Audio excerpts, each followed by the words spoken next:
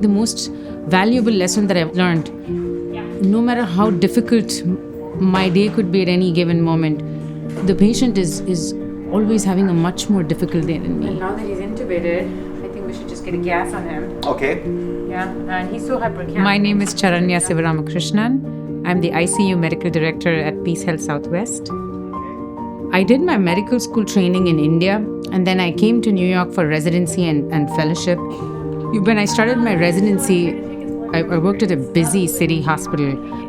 I think I was drawn to the complexity of the patients in that ICU, the emotional depth, and how if we gave it everything that we had, that it made a difference.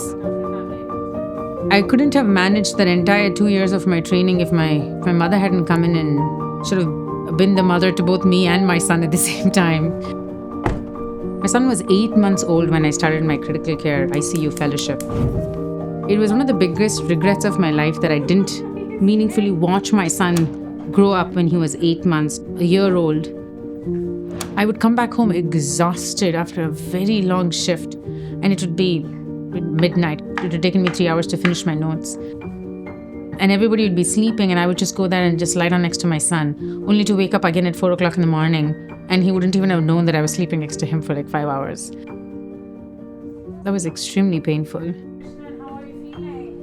To be seen, to be heard, both as a serious, high-quality professional, while not having to sacrifice or hide the fact that you also play other roles at home. Not have to pretend that that part of you doesn't exist.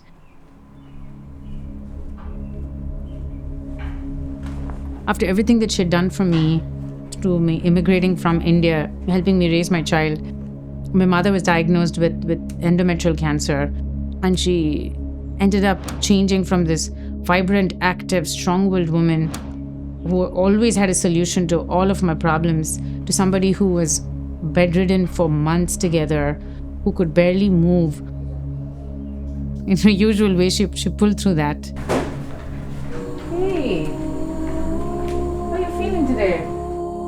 I think what I learned so much from my mother's whole health experience was respecting the dignity of the patient's autonomy. The respect and the time and the space that they need to talk to us and to hear them is the single most important way in which we can show up for people. You would think that this is a very simple message. It took me a very long time for it to fully absorb and not just become facts on a paper, but to translate from knowledge to wisdom.